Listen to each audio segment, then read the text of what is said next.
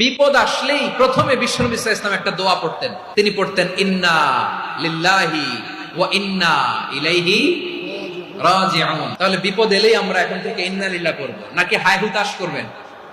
একদল আছে হায় হুতাশ করে, হায় আল্লাহ রে মোর কি হইল রে, মই কি হরমু রে, মই কমবে যামু রে, এরকম বিলাপ করতে নিষেধ করেছেন বিশ্বনবী। কি করব, কই যাব, কি হবে, হায় হায়, এরকম হাহুতাশ আছে না নাই? বিশ্বাসীরা হাহুতাশ করে না, তারা ইন্না লিল্লাহ পড়ে।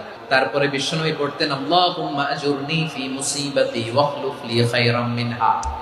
একসাথে প্রথমে পড়তেন ইন্না লিল্লাহি ওয়া ইন্না ইলাইহি রাজিউন, তারপর পড়তেন আল্লাহুম্মা আজুরনি ফি মুসিবাতি ওয়াখলুফ লি খায়রাম মিনহা, মানে আল্লাহ এই যে আমি বিপদে ধৈর্য ধারণ করলাম এটার সব তুমি আমারে দাও, আর যেটা হারালাম এর চেয়ে ভালো কিছু দিয়ে মেকআপ করে দিও, ভালো কিছু দিয়ে বদল করে দিও। সুবহানাল্লাহ পড়েন।